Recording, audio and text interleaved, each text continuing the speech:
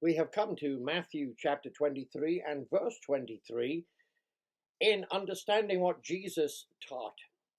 I have been reading, and I will continue to read, from Albert Barnes's Bible commentary. Albert Barnes lived from 1797 to 1870, and by 1870, his notes, or the commentary on the New Testament, was printed and distributed 1 million times. 1 million times his commentary on the New Testament was distributed by the time he died. So we're picking it back up then in Matthew 23 and verse 23. Mint, a garden herb in the original so called for its agreeable flavor.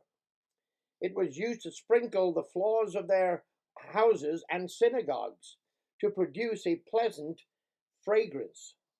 Anise, known commonly among us as dill. It has a fine aromatic smell and is used by confectioners and perfumers.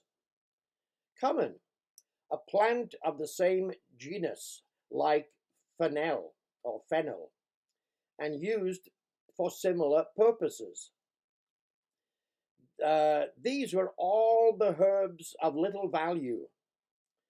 The law of Moses said that they should pay tithes on the fruits of the earth. Deuteronomy 14, verse 22. It said nothing, however, about herbs. It was a question whether these should be tithed. The Pharisees maintained, in their extraordinary strictness, that they ought. The Pharisees maintained, yes, that they ought. Our Savior says that they were precise in doing small matters which the law had not expressly commanded, while they omitted the greater things which it had enjoined: judgment, justice to others as magistrates, neighbors, citizens, giving all their just dues, mercy, comparison and kindness to the poor and the miserable, faith, piety towards God, confidence in Him. Faith in God here means that we are to give to Him what is His due, as mercy and justice mean to do to men, in all circumstances which is right towards them. These ought you have to have done. Attention to even the smallest points of the law of God is proper, but it should not interfere with the higher and more important parts of the law. Now, Jesus said in Matthew chapter 5, verse 19, whosoever therefore shall teach one of these least commandments, and shall teach men so, shall be called the least in the kingdom of heaven. By those in the kingdom of heaven, they would be called the least. But whosoever will do and teach them, the same shall be called great in the kingdom of heaven. So that was Jesus's instruction on even the small things of the law. Now, verse 23 is the verse that, if you read it quite simply and believe it, concerning tithing, the answer here from Jesus himself should be pretty simple to understand. Verse 23, woe unto you, scribes and Pharisees, hypocrites, for you pay tithes of mint and anise and cumin, and have omitted the weightier matters of the law, judgment, mercy, and faith. These ought you to have done, and not to leave the other, what he first mentioned, not to leave the other undone. So there it is in clear words. Argument is over. From Jesus, our Master, Lord, and Savior, he said that tithing should be done. The weightier matters of the law, certainly first and foremost, but tithing should be done. Jesus did not do away with tithing. He, in fact, said it should be done. Now, the problem arises, of course, that many people have been burnt by organizations that have misused tithing. Well, trying to put things fairly simple for you, this is the way the New Testament church did do things back in the apostles' day and should be done today. Each church, each local church is an entity unto itself. It doesn't have to answer to any other church.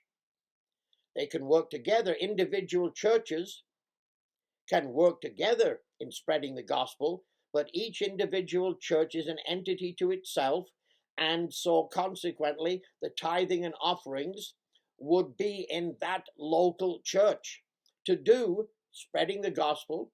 If the church is large enough, it's not wrong to have ministers living off the gospel. In other words, paying for full-time ministers if your church is large enough. It's not wrong to do that. Spreading the gospel, of course, in whatever way that you can as a local congregation. And those tithes and offerings should also have a fund for the poor and the needy and the widows and those that need some extra money to be able to live. And that could be the members of that local church or even people outside. In other words, being a local church that helps charities, that helps your local town, helps those that are in need, being and thinking of the poor. Now that's basically how tithing should be done in the local congregation. And you would have deacons over that money. Yes, I say deacons, be better to have more than one, again, depending how big the church is. Have deacons that look after that money. And it is used for those purposes then that I've just mentioned.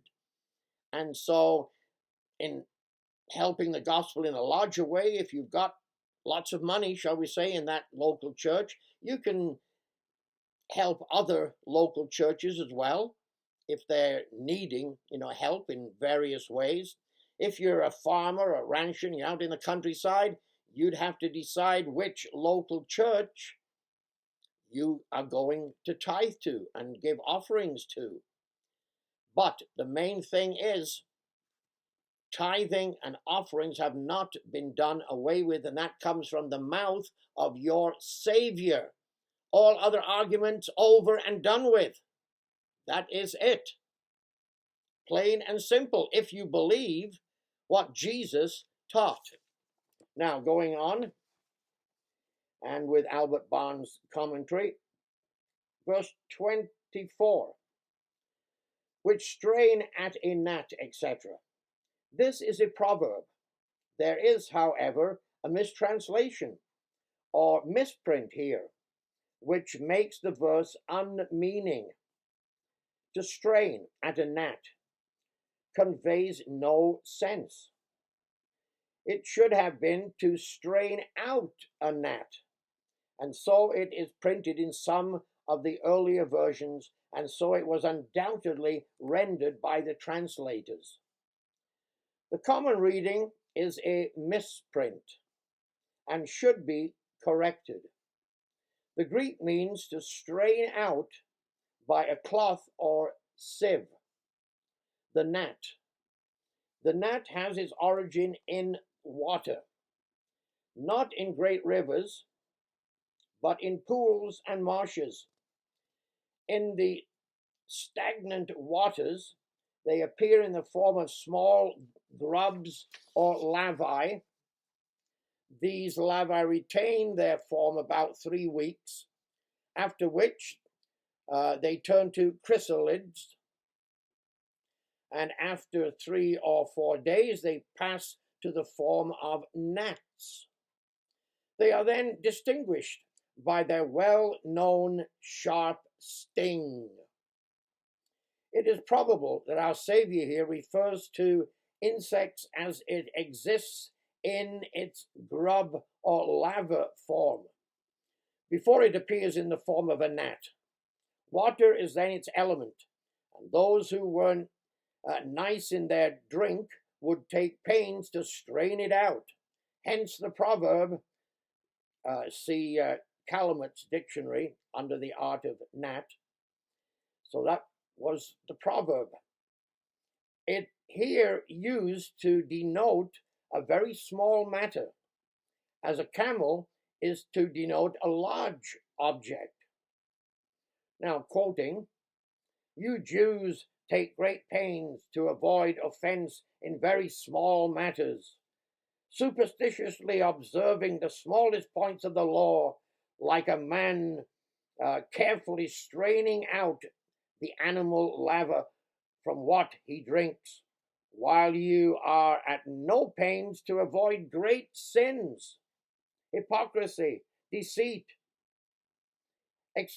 oppression, and lust, like a man who should swallow a camel." End of quote. The Arabians had a similar proverb. He eats an elephant and he is suffocated by a gnat. He is troubled with little things, but pays no attention to great matters.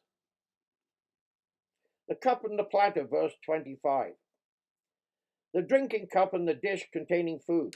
The Pharisees were diligent in observing all the washings and oblations required by their traditions. Full extortion and excess. The outside appeared well. The inside was filled with fruit of extortion, oppression, and wickedness. The meaning is that though they took much pains to appear well, yet they obtained a living by extortion and crime. Their cups, neat as they appeared outward, were filled not with the fruits of honest industry, but with that which had been extorted from the poor by wicked arts. Instead of excess, many manuscripts and editions of the Greek Testament read wickedness. Verse 26, clean out first that which is within the cup and the platter. Let them be filled with the fruits of honest industry, and then the outside and the inside will be really clean. By this allusion to the cup and the platter, he taught them that it was necessary to cleanse the heart first, that the external conduct might be really pure and holy. Some good commentary there by Albert Barnes.